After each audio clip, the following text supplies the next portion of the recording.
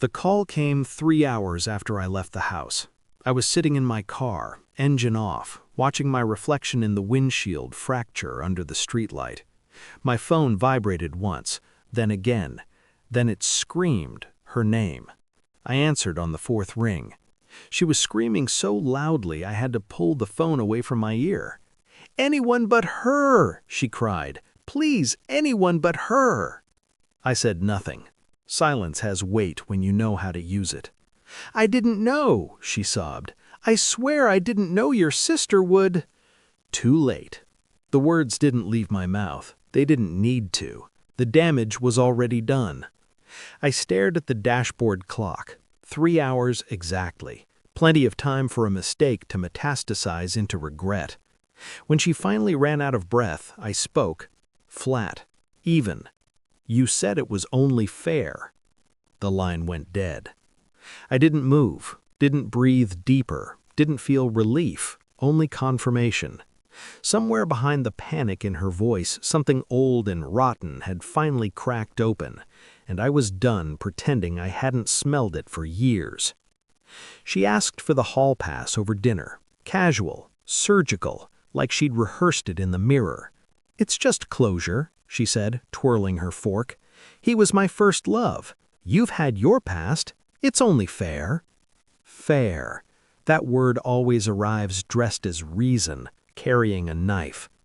I watched her carefully, the way her eyes avoided mine, the way her phone buzzed face down between us, the way she was already somewhere else. I nodded. "Go ahead," I said. Her relief was instant, disgustingly pure. She didn't ask questions, didn't set boundaries, didn't offer rules. She kissed my cheek, grabbed her coat, and left like she'd been late for something her whole life. I packed nothing. I didn't follow her. I left the house instead.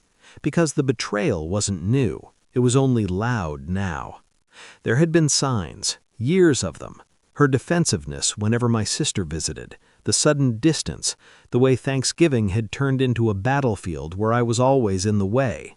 The way my daughter-in-law once screamed at me over the phone, "If you want to join Thanksgiving, come wash the dishes." I remember smiling then too. I'd replied, "Enjoy." That was the day I booked Switzerland. I just hadn't told anyone yet. I investigate quietly, always have. Phone records are honest if you know how to read them. Deleted messages leave fingerprints. Hotel charges whisper if you listen long enough. My sister's name appeared more often than coincidence allows. Lunches, study sessions, overnight stays justified by weather and wine. I never confronted. I observed. I watched my wife grow colder at home and warmer everywhere else. I watched my sister defend her too eagerly. I watched my son stay oblivious, trapped in his own small domestic humiliations. Greed has a rhythm. So does entitlement. I moved assets, redirected accounts, transferred ownerships that required only my signature. I booked the villa overlooking Lake Geneva under a shell company. Then I waited. The hall pass wasn't her idea. It was her test, and I passed it by agreeing. The proof arrived an hour before her call. Photos. My sister had sent them herself. Champagne, a hotel mirror. My wife laughing, truly laughing, in a way she hadn't with me in years. She hadn't known I'd see them.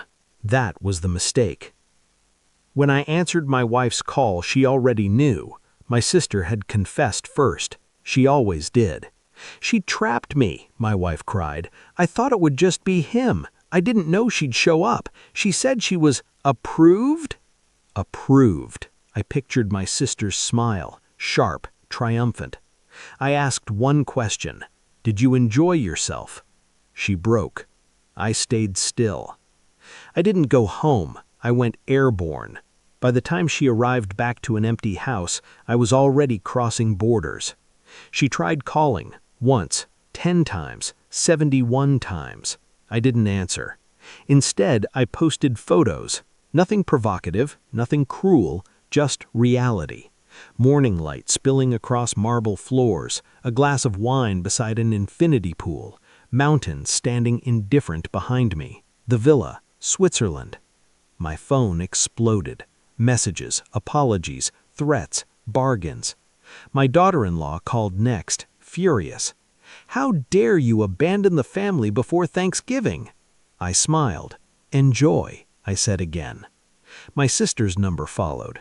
I blocked it. From the balcony, the lake looked endless, unbothered.